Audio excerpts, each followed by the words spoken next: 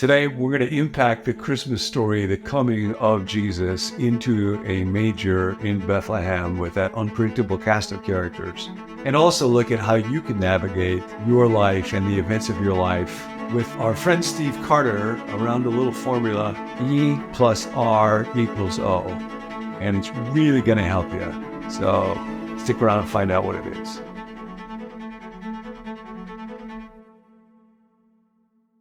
Well, this is the Advent season, and we are thinking especially this week of the story of Jesus and his incarnation, his birth in Bethlehem, his arrival on this earth, Holy Family. I'm so glad to be able to do this journey with you. You know, you're going to do today one way or the other, with God or without God. It's better to do it with him, and that's why he came as the Emmanuel. And that's what I want to talk about today with somebody who has become a very good friend. Steve Carter is a pastor. He and I both kind of had the same job, but at different times. We were a teaching pastor at Willow Creek, although, Steve, you were the lead teaching pastor at Willow Creek. I was only just a regular old teaching pastor.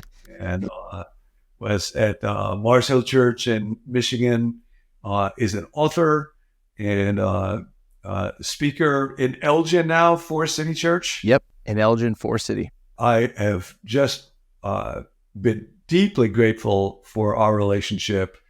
What I thought we could talk about for a bit today is finding God in humility and finding God when we find unexpected things happen in our lives.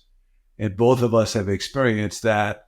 The Christmas story, in a lot of ways, is something unexpected happening to Mary and to Joseph and to the shepherds and to Herod and the wise men. And I know you got thoughts even about this character, Zechariah, and they all respond to it differently.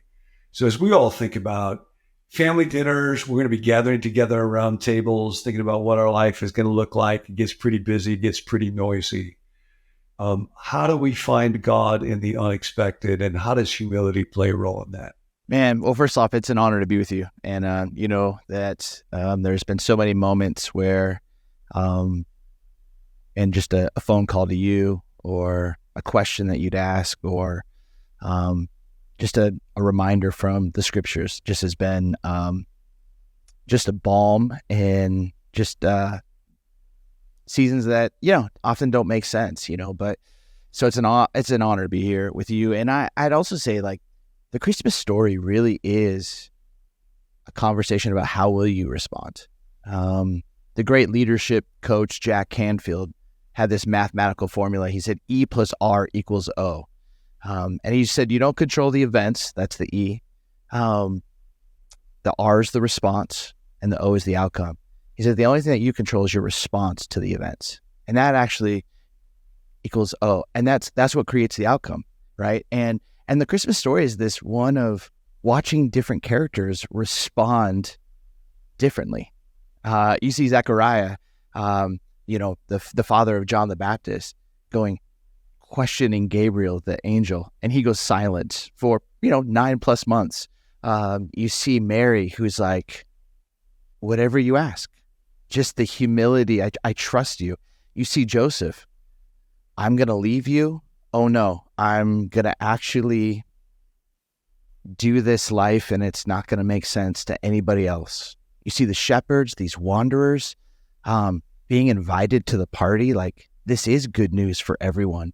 You see the wise, even from the ends of the earth, coming to this story. And they're like responding with humility. They know so much, and yet they are responding with humility. And then the one with power has all of the invitation to join in Herod, and he can't. And in his fear of not being able to do the harder work to join with what God is up to, he does a genocide, and the collateral damage that comes out of that. And so for me, like, the beauty of the Christmas story really is, how will you respond to what God is up to? Will you humble yourselves and go, I believe that God is doing something? Will you surrender and walk in that? Or is it something that you just will avoid at all costs and hold on to whatever you think that you have, and miss what God is up to. I love that event plus response equals outcome, E plus R equals O. And I think for me, probably for a lot of people, my temptation is always just to focus on the E and to think if I could get the E that I want, if the stock market would just go up enough, if the job or my kids or whatever, and then I end up just reacting or responding to the events right now. And we'll get to the O in a minute, but part of what that expression says to me is that really the great event has already happened. The great event that we're all waiting for, that we think might come tomorrow, the next day, actually did happen in the most unusual, obscure, unlooked for way. And that was the coming of Jesus. Talk a little bit about why is it that event has changed the world so much, and what was going on when Jesus came? The story never gets old to me. I think that, you come from a period and you study the scriptures and you see that the Hebrew nation spent 400 plus years enslaved in Egypt, making bricks. Their whole identity was found in how many bricks they could make. And then they find themselves wandering in the desert. And, as one writer says, it's one thing to leave Egypt, but it's another thing to have Egypt leave you. And it was as if like God was trying to get the Egypt, all of the old identity markers out of them to prepare them for what was to come. And the beauty of the Christmas story is, that between the Old Testament and the New Testament, there was 400 years. And it's almost as if there's a new Exodus that is happening, that is beginning. And not in the greatest city, not in the best hospital, not worthy of a king. A child is born. And this child is born into a world that is broken, is fractured. There's issues of power. There's occupation. There's injustice. And this child is born into that. And I think even for today, it's like, as we see all that is happening in our world, this event, as you said so beautifully, it's happened. And yet I come back to God didn't give up. I mean, all throughout Scripture, it was him trying to get closer and closer and closer. That's a wonderful way of thinking about what it is that God's up to in the Bible. And now he's come, and you said the word, Emmanuel. God gave his son two names, one being, I'm with you. I'm with you in the good. I'm with you in the hard. I'm with you when it makes no sense. I'm with you when it's not fair. I'm with you. And I'm mighty to rescue, Yeshua. I'm mighty to save. Salvation is close. And so I feel like for me, this story of Jesus coming in at the lowest of places and walking this life in difficult times is, man, what a picture of hope. What a picture of he gets us kind of opportunity. And so for me, the Christmas story it's just humble. It's just a picture of humility. You were talking about with that with the characters and giving kind of a quick summary of them, but unpack that a little bit more, maybe with one of the characters in this story, but for anybody who's listening to that, what is humility? What does it look like? What does it mean for me to humble myself? That's a word that is probably decreasingly popular in our day. How do we pursue that? Well, I think the humility comes from, one, it's not what you would expect for a king. It's not what you would expect. And he left heaven for this. Like that. So that's one whole piece. And then the characters that he invites to the story, they're not actually the characters that you think would be the ones that would be there. You'd think it would be all the religious leaders. You'd think it would be, it's Gentiles. It's shepherds. It's somebody's with with influence and money, and it's nobodies with a bunch of sheep. Like, and but all of the cast of characters that you think would be there just aren't. And the setting is humble. What Jesus is placed in as a child is humble. The fact that there's no room, it's just humble. Like it all just isn't fit for a king. And yet he comes. That's how much we matter. That's how much we matter. And so, and then I think you also have on the day of 8 days after his birth, and you get this, John, from, living in Chicagoland, in 2016, when the Cubs won the World Series, how many people that I met who were 78, 92, who were like, my whole life I've been waiting for this. And to meet those characters at the end who were like, oh, I've been waiting for this. It's like, it's just, for me, it's just this story of, gosh, if God chose to send his son, and this was the posture, like this was the kind of the setting, the posture of how his son would enter and walk, maybe we should enter into rooms and walk in that same kind of posture. Maybe we should live our life entering and walking in that same kind of spirit of humility. And I think, and I'd be curious what you think about this, but oftentimes I think in Christianity, we almost have this false humility, like, oh, don't talk about, you know what I mean? Like we play so low that we don't actually allow grace and God's goodness. We're still drawing too much attention to ourselves. And then we've seen people power up and they all that stuff. But I think it's the humility is, I know who God made me to be. I know who I'm called to be in this present moment. I know what it means to walk with God, and I know my place. I know my place.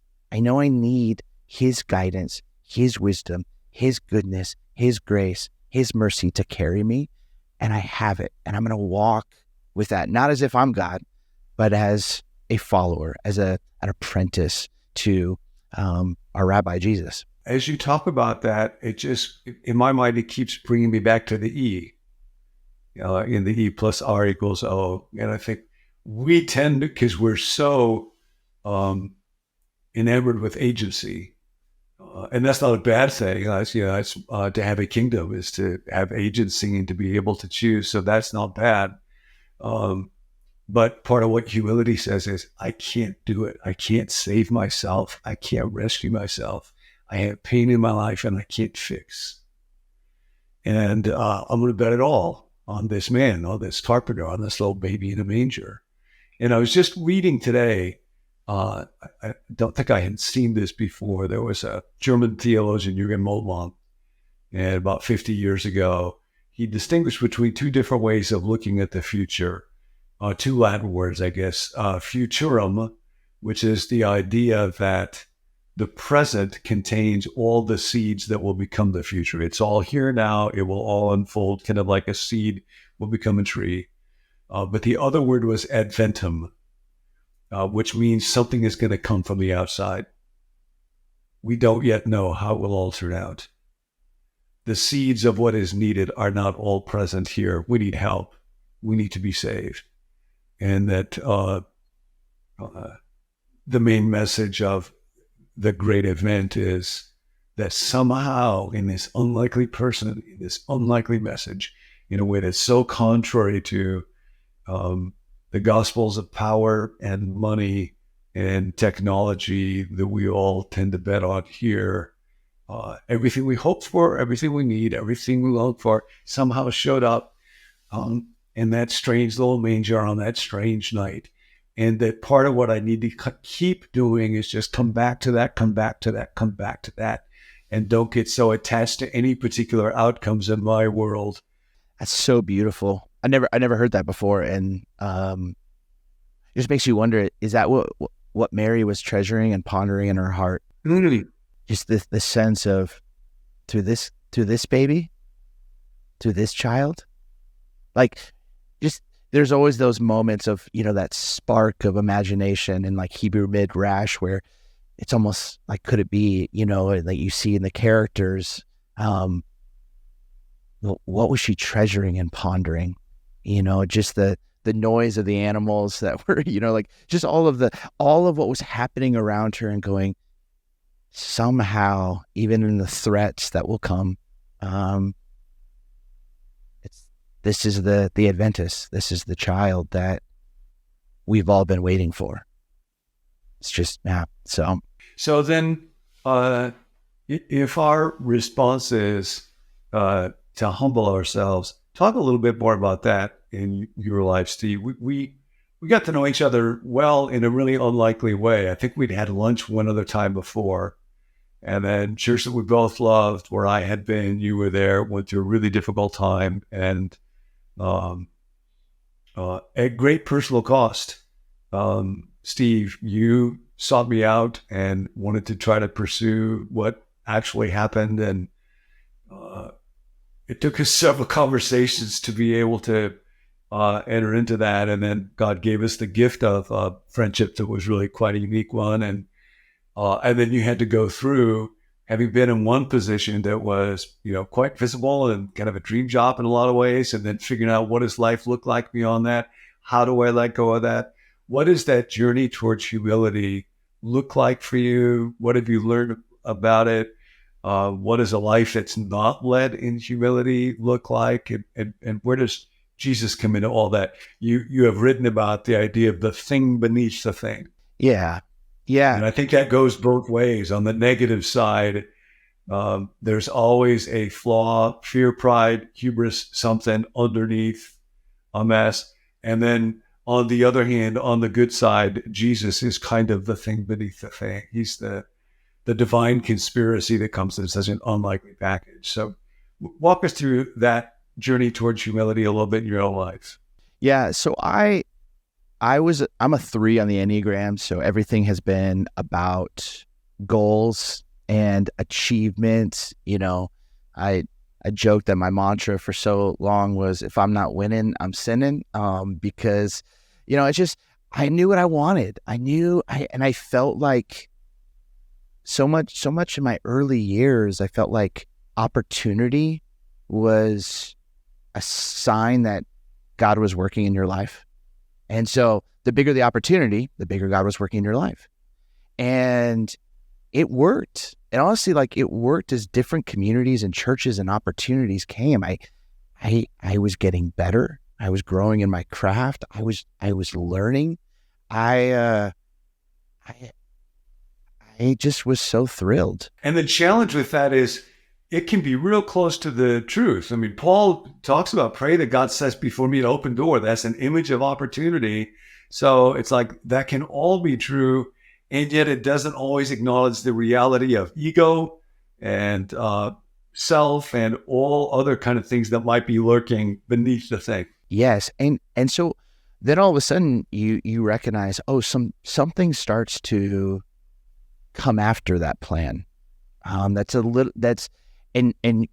There's like a cognitive dissonance of, all of my goals and dreams have been working towards one thing, but what if the one thing that I'm doing is connected to something where the truth isn't being told? What do you do then? And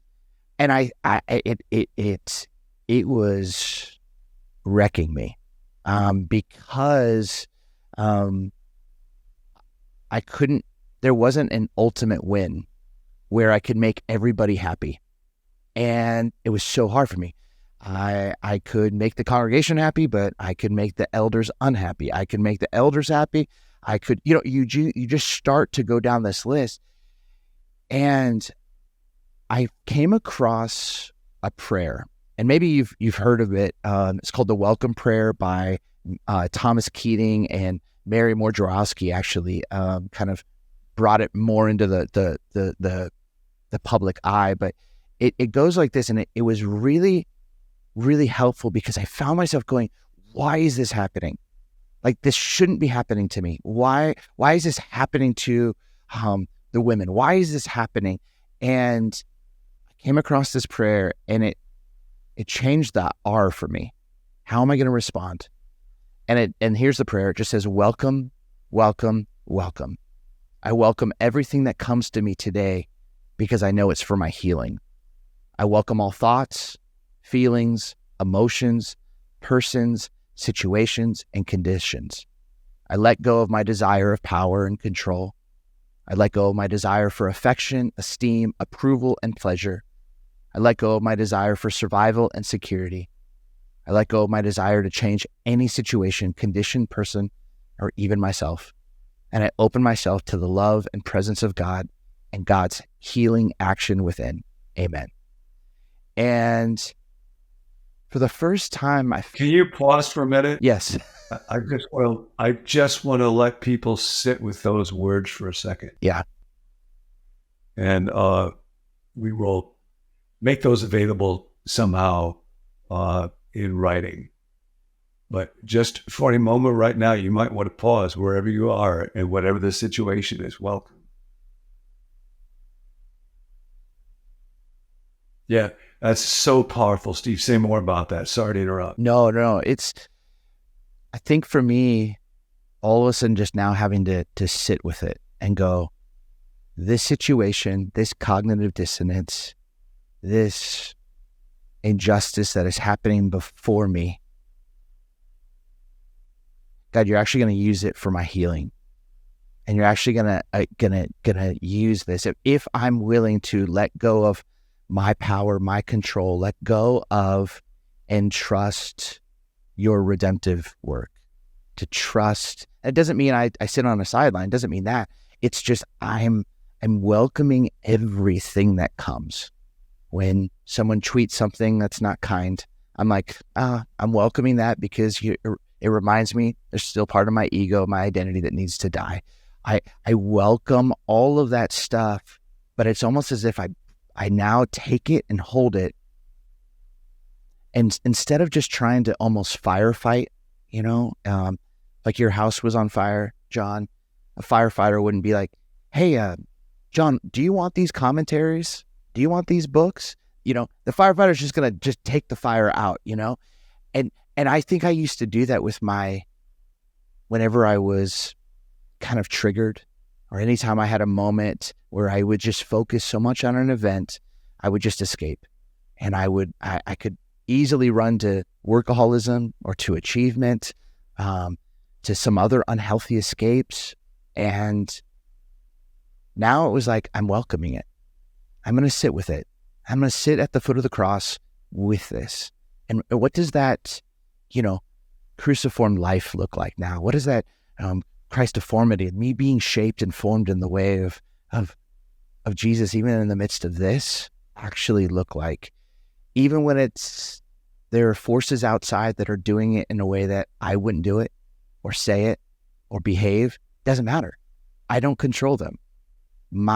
What I control is how I choose to respond to the event, what I sense that God is asking of me in this moment.